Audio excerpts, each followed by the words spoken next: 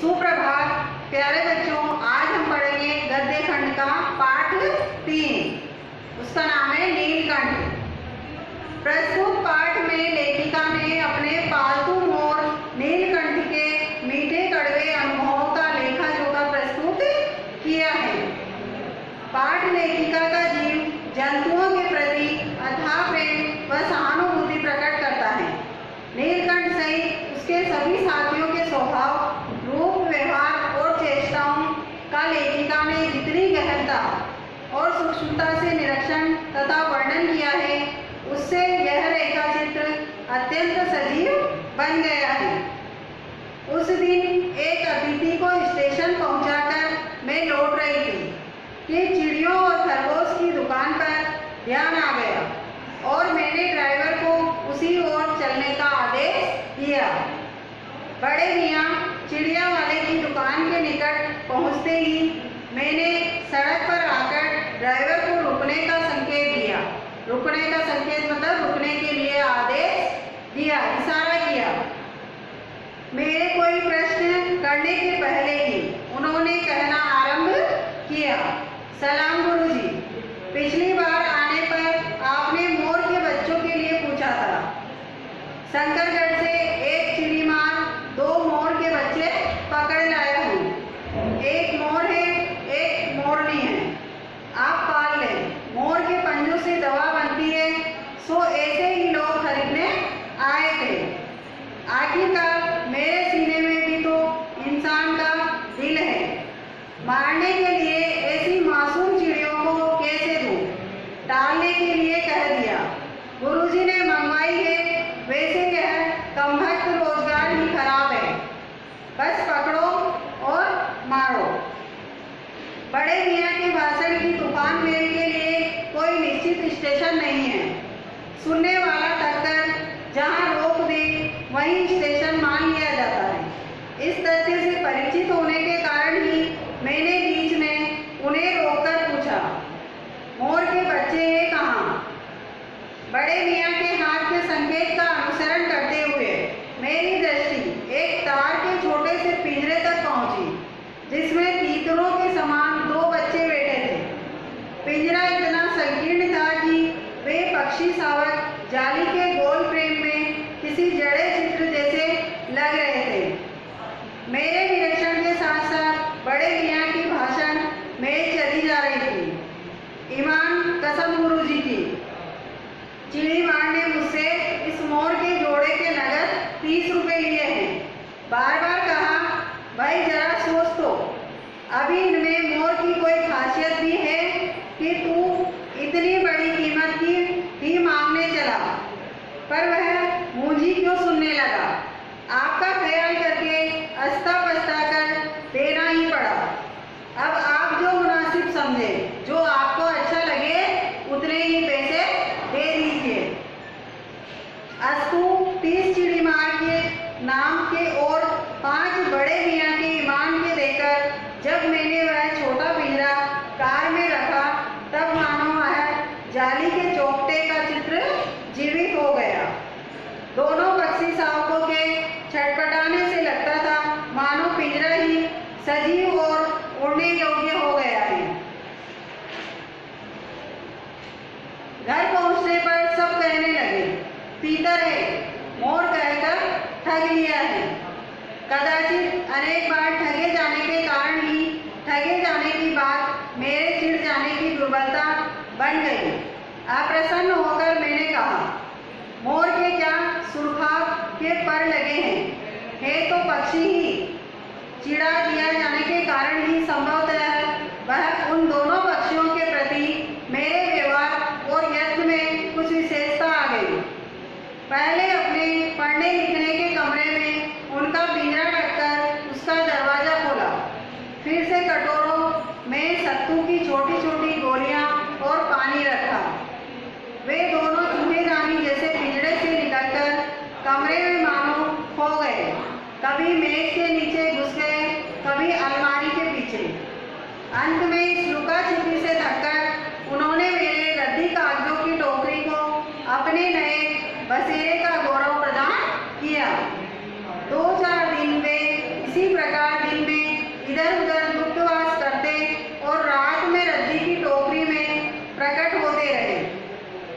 फिर अस्वस्थ हो जाने पर कभी मेरी मेज पर, कभी कुर्सी पर और कभी मेरे सिर पर अचानक आविर्भूत होने लगे। खिड़कियों में तो जाली लगी थी, पर दरवाजा मुझे निरंतर बंद रखना पड़ता था। खुला रहने पर चित्रा, मेरी बिल्ली, चित्रा किसका नाम था? बिल्ली का नाम था, नवा आगंतुकों का पता लगा सकती थी। तब उसके शोध का क्या परिणाम होता, यह अनुमान करना कठिन नहीं है। वैसे वह चूहों पर भी आक्रमण नहीं करती, परंतु यहाँ तो दो सर्वथा अपरिचित पक्षियों की अनाधिकार चेष्टा का प्रश्न था। उसके लिए दरवाजा बंद रहे और ये दोनों उसकी दृष्टि में एरे गेरे मेरी मेज को अपना सिंहासन बना ले। यह स्थिति चित्रा जैसी अभिमानिनी मार्जारी है के लिए असह्य ही कही जाएगी, अर्थात सोचने योग्य बात है। जब मेरे कमरे का कायाकल्प चिड़िया खाने के रूप में होने लगा, तब मैंने बड़ी कठिनाई से दोनों चिड़ियों को पकड़कर जाली के बड़े घर में पहुंचाया, जो मेरे जीव जंतुओं का सामान्य निवास है। दोनों नवागंतुकों ने पहले से रहने वालों में वैसा ही कुतूहल जगाया, जैसा नववधू के आगमन पर परिवार में स्वाभाविक है। जब कोई नई दुल्हन परिवार में आती है तो उसका स्वागत कैसे किया जाता है, इसी तरह लेखिका के घर में भी उन पशु पक्षियों का स्वागत हो रहा था। लक्का कबूतर नाचना छोड़कर दौड़ पड़े और उनके चारों ओर घूम घूम कर गुटरगू की रागिनी अलापने लगे। बड़े खरगोश सभ्य सभासदों के समान क्रम से बैठकर गंभीर भाव से उनका निरीक्षण करने लगे। ऊन की गेंद जैसे छोटे खरगोश उनके चारों ओर उछल कूद मचाने लगे। तोते मानो भली भांति देखने के लिए एक आंख बंद करके उनका परीक्षण करने लगे। उस दिन मेरे चिड़ियाघर में मानो भूचाल आ गया। धीरे धीरे दोनों मोर के बच्चे बढ़ने लगे। उनका कायाकल्प वैसा ही क्रमशः और रंगमय था, जैसा इल्ली से तितली का बनना। मोर के सिर की कलगी और सघन, ऊंची तथा चमकीली हो गई। चोंच अधिक बकिंब और पेनी हो गई। गोल आंखों में इंद्रनील की नीलाभ दैवी झलकने लगी। लंबी नील हरित ग्रीवा की हर भंगिमा में धूप छाई तरंगे उठने लगी। दक्षिण वाम दोनों पंखों में सलेटी और सफेद आलेखन स्पष्ट होने लगे। पूंछ लंबी हुई और उसके पंखों पर चंद्रिकाओं के इंद्रधनुषी रंग उद्दीप्त हो उठे। रंग रहित पैरों को गर्वीली गति ने एक नई गरिमा से रंजित कर दिया। उसका गर्दन ऊंची कर देखना, विशेष भंगिमा के साथ उसे नीची कर दाना चुगना, पानी पीना, टेढ़ी कर शब्द सुनना आदि क्रियाओं में जो सुकुमारता और सौंदर्य था, उसका अनुभव देखकर ही किया जा सकता है। गति का चित्र नहीं आंका जा सकता। मोरनी का विकास मोर के समान चमत्कारी तो नहीं हुआ, परंतु अपनी लंबी धूप छाई गर्दन, हवा में चंचल कलगी, पंखों की शाम श्वेत पत्रलेखा, मंथर गति आदि से वह भी मोर की उपयुक्त सहचारिणी होने का प्रमाण देने लगी। नीलाभ ग्रीवा के कारण मोर का नाम रखा गया नीलकंठ और इसी छाया के समान रहने के कारण मोरनी का नामकरण हुआ राधा। महादेवी वर्मा के घर पर जो पक्षी मोर था उसका नाम क्या रखा गया था? नीलकंठ। और जो मोरनी थी उसको किस नाम से पुकारा जाता था? राधा के नाम से। मुझे स्वयं ज्ञात नहीं कि कब नीलकंठ ने अपने आप को चिड़ियाघर के निवासी जीव जंतुओं को सेनापति और संरक्षक नियुक्त कर लिया।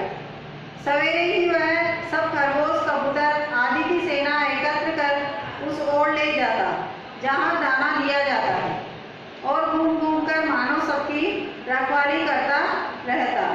किसी ने कुछ गड़बड़ की और वह अपने तीखे चंचू प्रहार से उसे दंड देने दौड़ा। खरगोश के छोटे बच्चों को वह चोंच से उनके कान पकड़कर ऊपर उठा लेता था और जब तक वे आर्त क्रंदन न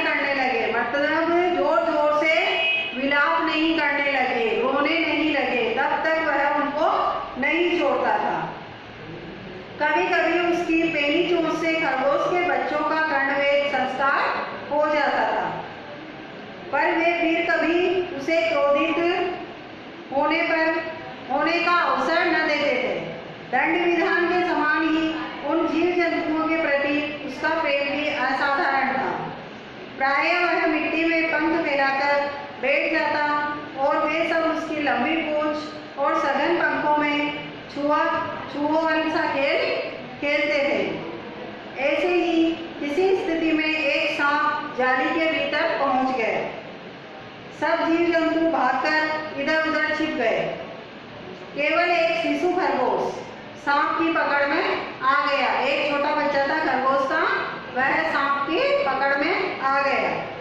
निगलने के प्रयास में सांप ने उसका आधा पिछला शरीर तो मुंह में दबा रखा था और शेष आधा जो बाहर था उससे ची ची का स्वर भी इतना तीव्र नहीं निकल सकता था कि किसी को स्पष्ट सुनाई दे सके। नीलकंठ दूर ऊपर चूल्हे में सो रहा था। उसी के चौकन्ने कानों ने उस मंद स्वर की व्यथा पहचानी और वह पूंछ पंख समेटकर सर से एक झपट्टे में नीचे आ गया। संभवतः अपनी सहज चेतना से ही उसने समझ लिया होगा कि सांप के फन पर चोंच मारने से खरगोश भी घायल हो सकता है। उसने सांप को फन के पास पंजों से दबाया और फिर चोंच से इतने प्रहार किए कि वह अधमरा हो गया। पकड़ ढीली पड़ते ही खरगोश का बच्चा मुख से निकल तो आया, परंतु निश्चेष्ट सा वहीं पड़ा रह गया, अर्थात वह बेहोश हो गया।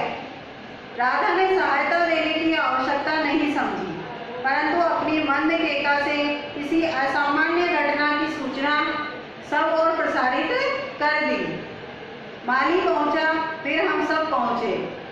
नीलकंठ जब सांप के 2 खंड कर चुका तब उस शिशु खरगोश के पास गया और रात भर उसे पंखों के नीचे रखे उष्णता देता रहा।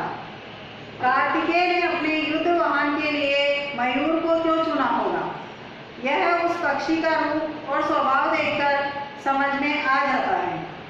मयूर कलाप्रिय वीर पक्षी है, हिंसक मात्र नहीं है। इसी से उसे बाज, चील आदि की श्रेणी में नहीं रखा जा सकता, जिनका जीवन ही क्रूर कर्म है। नीलकंठ में उसकी जातिगत विशेषताएं तो थी ही, उनका मानवीकरण भी हो गया था। मेघों की सांवली छाया में अपने इंद्रधनुष के गुच्छे जैसे पंखों को मंडलाकार बनाकर जब वह नाचता था तब उस नृत्य में एक सहजा लय ताल रहता था। आगे पीछे दाहिने बाएं क्रम में घूमकर वह किसी अलक्ष्य सम पर ठहर जाता था। राधा नीलकंठ के समान नहीं नाच सकती थी, परंतु उसकी गति में भी एक छंद रहता था। वह नृत्य मग्न नीलकंठ की दाहिनी और पंख को छूती हुई बाईं ओर निकल आती थी और बाएं पंख को स्पर्श कर दाहिनी ओर। इस प्रकार उसकी परिक्रमा में भी एक पूरक ताल परिचय मिलता था।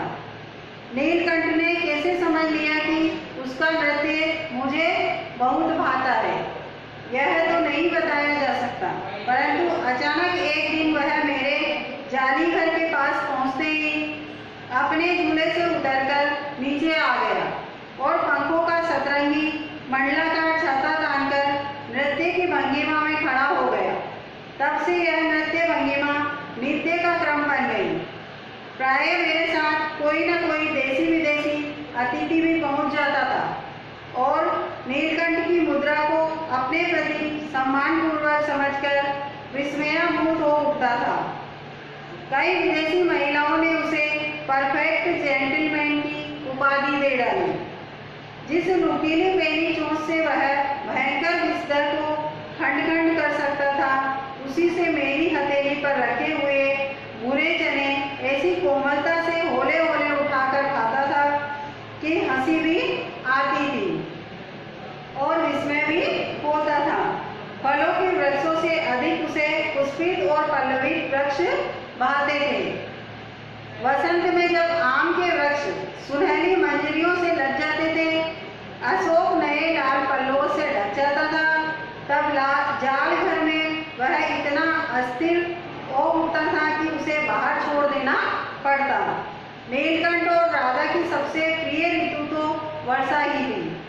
मेघों के उमड़ आने से पहले ही वे हवा में उसकी सजल आहट पा लेते थे और जब उनकी मंद केका की गूंज अनुगूंज तीव्र से तीव्र कर होती हुई मानो बूंदों के उतरने के लिए सोपान पंक्ति बनने लगती थी। मेघ के गर्जन के ताल पर ही उसके तन्मय नृत्य का आरंभ होता था। जब बादल गरजते हैं, मेघ गरजते हैं तो मयूर नाचते हैं।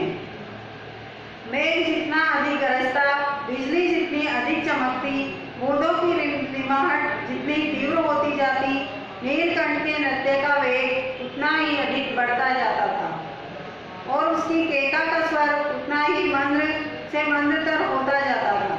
वर्षा के थम जाने पर वह दाहिने पंजे पर दाहिना पंख और बाएं पर बायां पंख फैलाकर सुखाता। कभी कभी वे दोनों एक दूसरे के पंखों से टपकने वाली बूंदों को जोश से पी पीकर पंखों का गीलापन दूर करते रहते थे। इस आनंदो उत्सव की रागिनी में बेमेल स्वर कैसे बज उठा, यह भी एक करुण कथा है। एक दिन मुझे किसी कार्य से नखास कोने से निकलना पड़ा और बड़े मियाँ ने पहले के समान कार को रोक लिया। इस बार किसी पिंजरे की ओर नहीं देखेंगे, यह संकल्प करके मैंने बड़े मियाँ की विरल दाढ़ी और सफेद डोरे से कान में बंधी ऐनक को अपने ध्यान का केंद्र बनाया। पर बड़े मियाँ के पैरों के पास जो मोरनी पड़ी थी उसे अनदेखा करना कठिन था। मोरनी राधा के समान ही थी। उसके मूंज से बंधे दोनों पंजों की उंगलियां टूटकर इस प्रकार एकत्र हो गई थी कि वह खड़ी ही नहीं हो सकती थी। बड़े मियाँ की भाषण में फिर दौड़ने लगी। देखिए गुरुजी, कमबख्त चिड़ीमार ने बेचारी का क्या हाल किया है। ऐसे कभी चिड़िया पकड़ी जाती है? आप न आई होती तो मैं उसी के सिर पर इसे पटक देता। पर आपसे भी यह अधमरी मोरनी ले जाने को कैसे कहूँ। सारांश यह है कि 7 रुपये देकर मैं उसे अगली सीट पर रखवाकर घर ले आई और एक बार फिर मेरे पढ़ने लिखने का कमरा अस्पताल बन गया। पंजों की मरहम पट्टी और देखभाल करने पर वह महीने भर में अच्छी हो गई। उंगलियां वैसी ही टेढ़ी मेढ़ी रही, परंतु वह ठूठ जैसे पंजों पर डगमगाती हुई चलने लगी। तब उसे जालीघर में पहुंचाया गया और नाम रखा गया कुब्जा। नाम के अनुरूप वह स्वभाव से कुब्जा ही प्रमाणित हुई। अब तक नीलकंठ और राधा साथ रहते थे, अब कुब्जा उन्हें साथ देखते ही मारने दौड़ती। चोंच से मार मारकर उसने राधा की कलंगी नोच डाली, पंख नोच डाले। कठिनाई यह थी कि नीलकंठ उससे दूर भागता था और वह उसके साथ रहना चाहती थी। न किसी जीव जंतु से उसकी मित्रता थी, न वह किसी को नीलकंठ के समीप आने देना चाहती थी। उसी बीच राधा ने 2 अंडे दिए, जिनको वह पंखों में छिपाए बैठी रहती थी। पता चलते ही कुब्जा ने चोंच मार मार कर राधा को ढकेल दिया और फिर अंडे फोड़कर ठूठ जैसे पैरों से सब ओर छितरा दिए। इस कलह कोलाहल से और उससे भी अधिक राधा की दूरी से बेचारे नीलकंठ की प्रसन्नता का अंत हो गया। कई बार वह जाली के घर से निकल भागा। एक बार कई दिन भूखा प्यासा आम की शाखाओं में छिपा बैठा रहा, जहाँ से बहुत पुचकार कर मैंने उतारा। एक बार मेरी खिड़की की सेट पर छिपा रहा। मेरे दाना देने जाने पर वह सदा की भांति पंखों को मंडलाकर बनाकर खड़ा हो जाता था, पर उसकी चाल में थकावट और आंखों में एक शून्यता रहती थी। अपनी अनुभवहीनता के कारण ही मैं आशा करती रही कि थोड़े दिन बाद सब में मेल हो जाएगा। अंत में 3-4 मास के उपरांत एक दिन सवेरे जाकर देखा कि नीलकंठ पूंछ पंख फैलाए धरती पर उसी प्रकार बैठा हुआ है, जैसे खरगोश के बच्चों को पंखों में छिपाकर बैठता था। मेरे पुकारने पर भी उसके न उठने पर संदेह हुआ।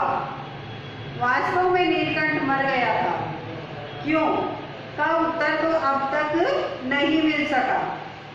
न उसे कोई बीमारी हुई, न उसके रंग बिरंगे फूलों के स्तबक जैसे शरीर पर किसी चोट का चिन्ह मिला। मैं अपनी साल में लपेटकर उसे संगम ले गई। संगम मतलब गंगा जी के तीर पर। जब गंगा की बीच धारा में उसे प्रवाहित किया, तब उसके पंखों की चंद्रिकाओं से प्रतिबिंबित होकर गंगा का चौड़ा पाट एक विशाल मयूर के समान तरंगित हो उठा। नीलकंठ के न रहने पर राधा तो निश्चेष्ट सी कई दिन कोने में बैठी रही। निश्चेष्ट का मतलब होता है उदास। वह कई बार भागकर लौट आया था, अतः वह प्रतीक्षा के भाव से द्वार पर दृष्टि लगाए रहती थी। पर कुब्जा ने कोलाहल के साथ खोज ढूंढ आरंभ की। खोज के क्रम में वह प्रायः जाली का दरवाजा खुलते ही बाहर निकल आती थी और आम, अशोक, कचनार आदि की शाखाओं में नीलकंठ को ढूंढती रहती थी। एक दिन वह आम से उतरी ही थी कि कजली सामने पड़ गई। स्वभाव के अनुसार उसने कजली पर भी चोट से प्रहार किया। परिणामतः कजली के 2 दांत उसकी गर्दन पर लग गए। इस बार उसका कलह, कोलाहल और द्वेष प्रेम भरा जीवन बचाया न जा सका। परंतु इन 3 पक्षियों ने मुझे पक्षी प्रकृति की विभिन्नता का परिचय दिया है। वह मेरे लिए विशेष महत्व रखता है। राधा प्रतीक्षा में ही धुकेली है। आषाढ़ में जब आकाश मेघाच्छन्न हो जाता है, तब वह कभी ऊंचे झूले पर और कभी अशोक की डाल पर अपनी केका को तीव्र करके नीलकंठ को बुलाती रहती हैं। बच्चों, हमें इस पाठ से शिक्षा मिलती है कि पशु पक्षी हमारे मित्र है, हमारे साथी है। हमें उनका ध्यान रखना चाहिए, उन्हें दुख नहीं पहुंचाना चाहिए, उनकी निर्मम हत्या हमें नहीं करनी चाहिए।